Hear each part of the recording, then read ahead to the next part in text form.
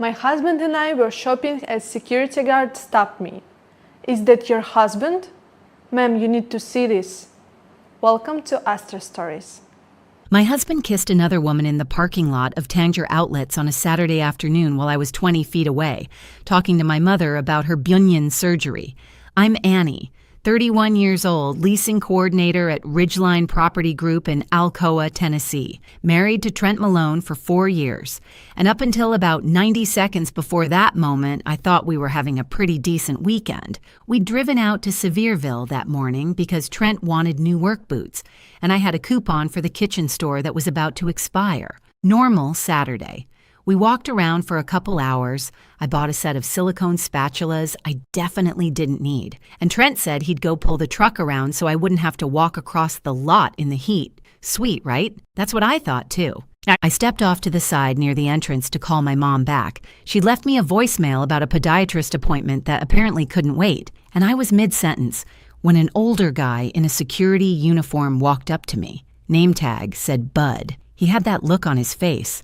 The one people make when they're about to tell you something you don't want to hear, but they've already decided they're going to say it anyway. Is that your husband, the tan Silverado? I nodded. He lowered his voice. Ma'am, you need to see this. This has happened before. Now you're probably thinking, just confront him. Right there in the parking lot. Scream. Throw his boots at his head. Believe me, every cell in my body wanted to. But Bud walked me to the security office. This little room behind the food court that smelled like burnt popcorn and hand sanitizer, and he pulled up the camera feed on a monitor with a crack across one corner. There was Trent's Silverado, 3 rows over from where he told me he'd be, and there was a white Hyundai Elantra parked next to him. Trent was leaning through the driver's side window of that car, and he was kissing whoever was inside. Not a peck, not a friendly goodbye. The kind of kiss that has a whole story behind it. Bud said he'd seen the same truck and the same white car meet in that lot on at least 3 other Saturdays. He wasn't required to tell me. He said he just couldn't sleep right, knowing what he knew. I thanked him. I don't remember what words I used. I walked out of that office, across the lot, and got into the passenger seat of the Silverado. Trent was already there, AC on, scrolling his phone. He smiled at me. Ready? 42 minutes on I-40 back to Alcoa. He sang along to the radio, some country song about trucks and Friday nights. I stared at a Cracker Barrel billboard for about 9 miles without blinking. My hand was on the door handle so tight, my knuckles went white, and stayed that way past the Lenoir City exit. Here's what you need to know about me and Trent. We got married when I was 27. He works as an HVAC technician at Crestwood Heating and Air. Good with his hands, better with his mouth. 14 months ago, he started a food truck, LLC, Trent's Smokehouse, barbecue. He said it was his dream. I believed him. Because that's what you do when someone you love looks you in the eyes and tells you they need your help. I put in $14,800 from my personal savings, money I'd been setting aside since I was 24. 7 years of careful deposits into a credit union account, gone in one wire transfer to fund a smoker, a generator, and a truck wrap with flames on the side. I deserve an award for that car ride home, not an Oscar, more like a participation trophy for not committing a felony on the interstate. Right before we pulled into the driveway, his phone buzzed on the center console. I looked. He didn't notice. The contact name wasn't a name. It was a red heart emoji. No words. Just that stupid little symbol sitting there on his screen like a grenade with the pin pulled. He picked up the phone, glanced at it, and slid it into his pocket in one motion. Smooth, like he'd done it 1,000 times. I walked inside, set the spatulas on the counter, and went to the bathroom, locked the door, sat on the edge of the tub, and I made myself a promise. I was not going to cry. I was going to find out exactly what was happening, and I was going to handle it. My way. Sunday morning, Trent announced he was heading to his buddy Kyle's place to watch football. He took a shower first, left his phone on the nightstand while the water ran. I know what you're thinking. And yes, I picked it up. Was it the right thing to do? Probably not. Do I regret it? Not for 1 second. My hands were shaking so badly I had to use both thumbs to type in his passcode. Our anniversary, because of course it was. The man didn't have an original thought in his skull. The contact with the red heart emoji? Her name was Gina. The texts were not subtle. Times, places, pet names. I'm not going to repeat because they'd make you lose your lunch. One message from Thursday. Same spot, Saturday? That was 2 days before the outlet mall. This woman had a standing weekly appointment with my husband like he was her chiropractor. I photographed every text thread, 12 screenshots. Then I searched the phone number through Instagram and found her in about 45 seconds. Gina Kowalski, 28, bartender at a place called Sidelines in Maryville. Brown hair, hoop earrings, and a bio that said, "Living my best life," which apparently included my husband on Saturday afternoons. The phone went back on the nightstand at the exact same angle. He came out of the shower, grabbed it, kissed my cheek, and left for Kyle's. I stood in the hallway and watched his Silverado back out of the driveway. Then I sat down at the kitchen table and opened my laptop. The food truck, LLC, Trent's Smokehouse, has a joint bank account. My name is on it. He insisted on that when he set it up because the bank gave better terms with 2 signers. I pulled up the statements and scrolled. There it was, monthly payments, $400 to GK Consulting, every month for 8 months, $3,200 total, $400 a month to a consultant whose consulting expertise was apparently limited to Saturday afternoons and one specific parking lot. I kept scrolling. 2 charges at the Riverside Inn in Townsend, $189 and $212. A dinner at Giordano's in Gatlinburg, $147.23. A gas station fill-up on a day Trent told me he was at a trade show in Chattanooga. The trade show was real. Chattanooga was not where he went. But here's the part that broke something inside me. Something I didn't even know could break. I checked his text thread with his mother, Gail Malone, the woman who gave me a slow cooker for Christmas and told me I was the best thing that ever happened to her son. 3 weeks ago, Gail texted Trent, "Just be smart about it. Don't embarrass the family." That was it. No question about what it was. No confusion. She knew. His mother knew. And her only concern was that he not get caught in a way that would make the Malones look bad. I sat there staring at that text for a long time. The affair hurt. The money made me angry. But Gail? Gail made me feel like I'd been living in somebody else's house this whole time. Like the whole family had a room I wasn't allowed into, and they'd just been smiling at me through the door. I had to call Lorna. That was the hardest call I've ever made.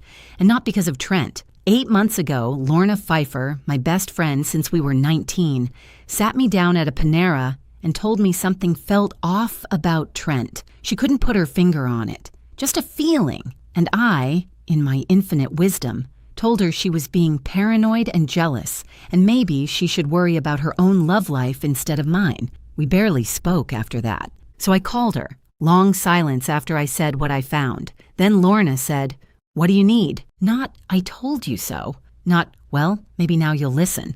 Just, "What do you need?" That's the kind of friend I almost threw away over a man who was paying his girlfriend $400 a month out of my savings. But I wasn't done with the bank statements. There was one more thing. A withdrawal from our joint checking 3 weeks ago.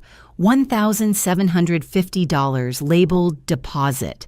No other details. Deposit for what, Trent? I closed the laptop, reorganized the junk drawer, then reorganized it again. Then I alphabetized the spice rack because my hands needed something to do that wasn't driving to Maryville and walking into Sidelines. Lorna came over Monday evening with a bottle of cheap rosé and a name, Nadine Corcoran, paralegal at a family law firm in Maryville, Lorna's former neighbor.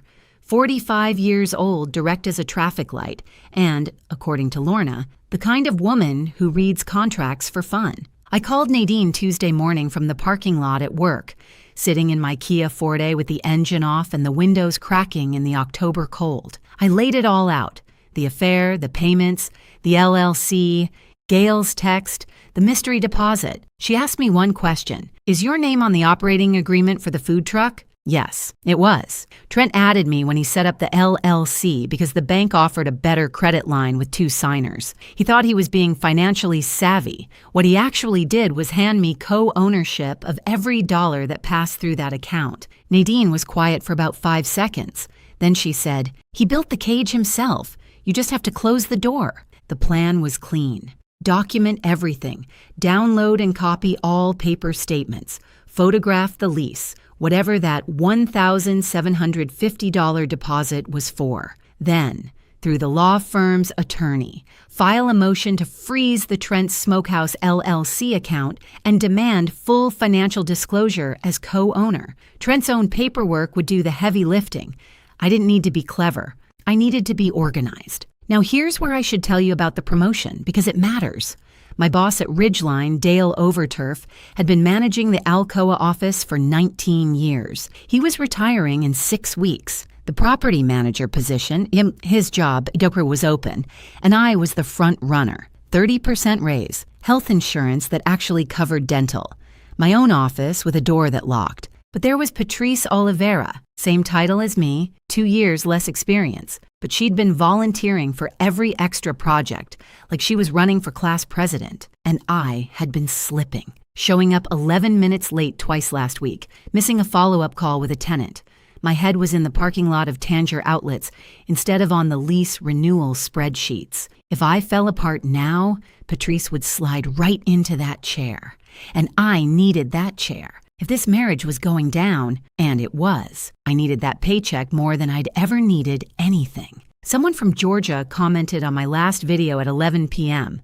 and said they'd been through something like this, sitting in a parking lot staring at bank statements, wondering how their life got rearranged while they weren't looking. If that's you, if you're watching right now and nodding at your screen, drop a comment. Tell me where you're watching from and what time it is there. Hit subscribe if you haven't, because what happens next, I still can't believe it myself. Okay, so Wednesday evening, I sat down at the kitchen table with Nadine's instructions in my laptop.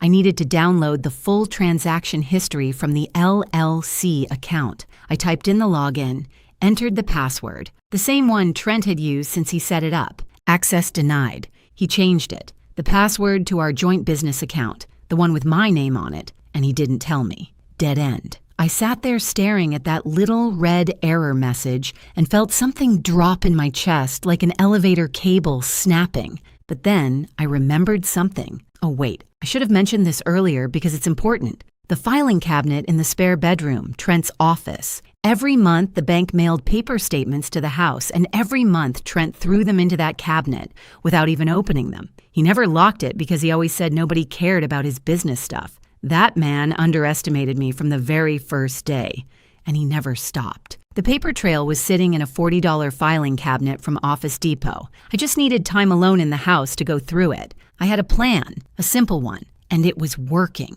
right up until it wasn't. Trent bowled every Tuesday night at Smoky Mountain Lanes in Maryville, league night. He left at 6:40 like clockwork, and he never came home before 10. That gave me over 3 hours. That Tuesday, October 14th, I watched his Silverado pull out of the driveway at 6:42. I gave it 5 minutes in case he forgot something. Learned that lesson from watching too many crime shows. At 6:55, I walked into the spare bedroom and opened the filing cabinet. Top drawer, tax stuff, old W-2s, a folder labeled truck receipts in Trent's handwriting, all caps because the man wrote like he was always yelling. Second drawer, the bank statements, unopened envelopes going back 11 months. I started tearing them open one by one, spreading them out on the carpet like a paper quilt. The $400 payments were all there, every single month. GK Consulting. But that wasn't what stopped me cold.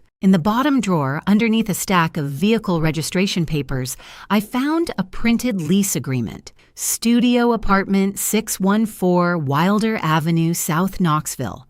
Move-in date, November 1st. Deposit paid, $1,750. Tenant, Trent A. Malone. He wasn't just cheating, he was leaving. He had a move-in date 3 weeks away, and I was still packing his lunches. I was on my hands and knees photographing that lease when I heard it.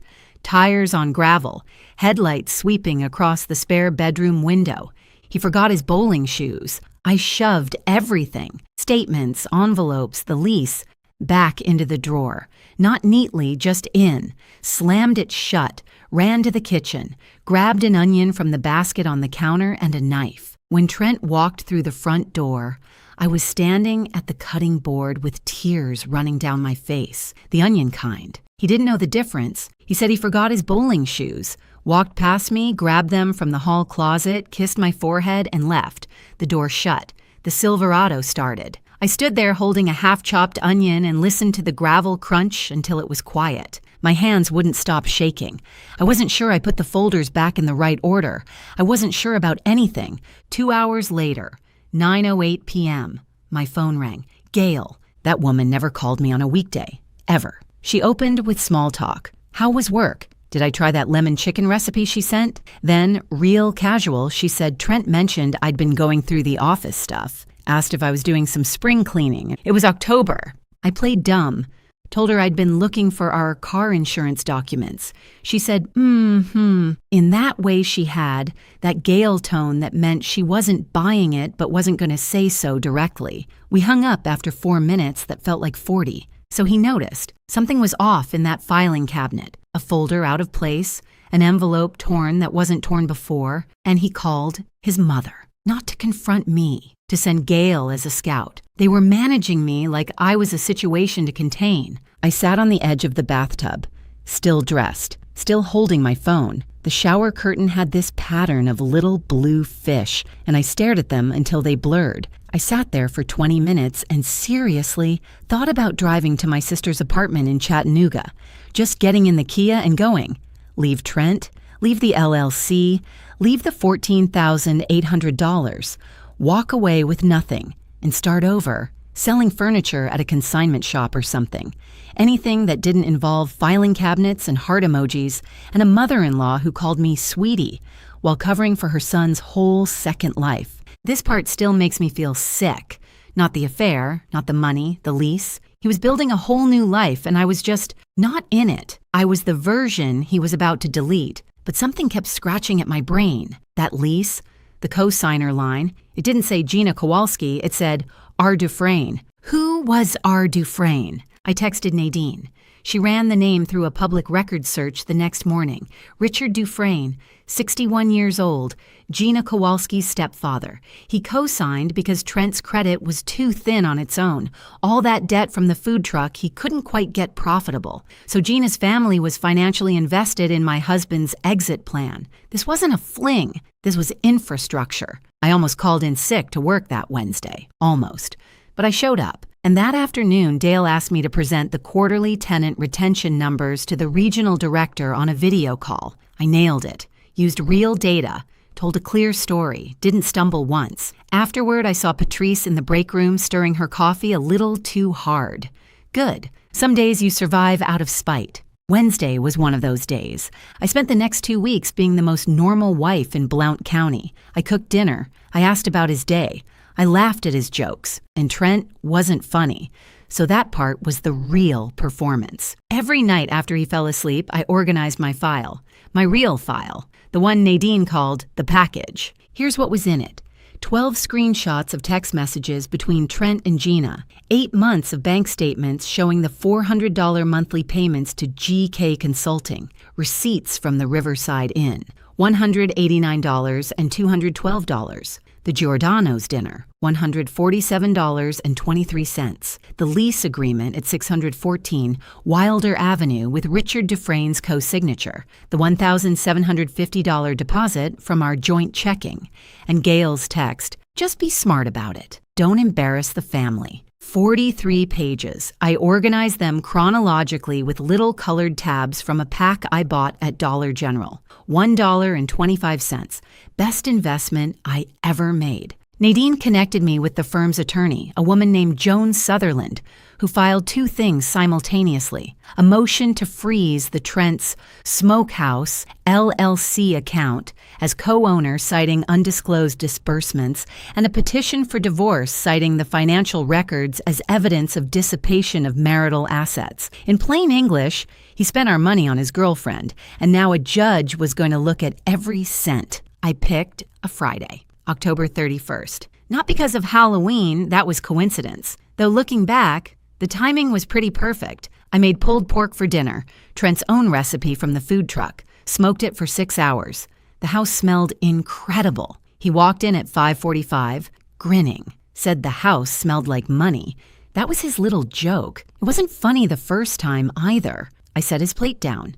Then I set the manila folder next to it. He looked at it the way you look at a bill you weren't expecting. Confused, slightly annoyed. He opened it. I watched his face. I'd been imagining this moment for 2 weeks, and the real thing was better and worse than I'd pictured. His jaw tightened first. Then his ears went red. I'd never noticed that before. But Trent blushed from the ears in. He flipped through the pages. Slowly at first, then faster, like he was looking for the one that wasn't real. They were all real. I didn't yell. I wanted to, but I'd practiced this in my car on my lunch breaks, and I knew what I wanted to say. The LLC is in both our names. You set that up yourself. I've already filed to freeze the business account. My attorney will be in contact with yours on Monday, if you have one. He stared at me. Then he grabbed his phone and called Gail. I let him. Go ahead. I mailed her a copy too, with the text where she told you to be smart about it. I wonder how smart she feels right now. He hung up on Gail mid-sentence and called Gina. It rang 4 times and went to voicemail. He called again. Same thing, and again. I found out later from Nadine that Gina's stepfather, good old Richard Dufresne, had gotten a call from the attorney's office about the frozen LLC account. Within an hour, Gina blocked Trent's number. The great love story ended the second the direct deposit stopped clearing. Trent sat at that kitchen table for a long time. The pulled pork got cold. The folder sat open in front of him like a mouth. His phone was dark. Nobody was answering. I picked up my plate, walked to the living room, and turned on a cooking show. Ate my dinner on the couch. It was the best pulled pork I'd ever made. I'm not even exaggerating. Later that night, Gail did call back, not to apologize. She called to scream at Trent for being stupid enough to put everything in writing. She didn't say one word about me. Didn't ask how I was, didn't acknowledge that her son had been stealing from his own wife. Her only concern was the embarrassment. And honestly, that was the most honest Gail had ever been. At least now I knew exactly where I stood with that woman. Nowhere. I never stood anywhere. He built a whole food truck business as a cover story and couldn't even remember to change the filing cabinet. The man spent $14,800 of my savings and got outsmarted by a woman with a stack of paper and a dental hygienist for backup. 2 months later, the divorce was done. It went fast because Trent had no leverage and knew it. Joan Sutherland laid out the financial records in a preliminary hearing, and Trent's attorney, a guy who looked like he'd been woken up from a nap, advised him to settle.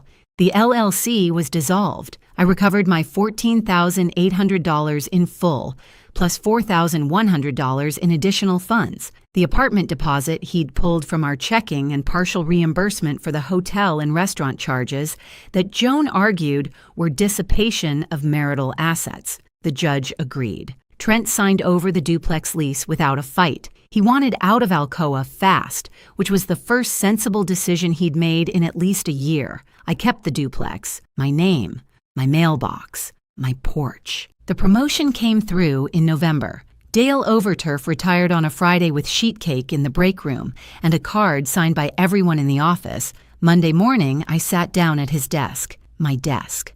Property manager at Ridgeline Property Group. 30% raise. Benefits that included dental and vision.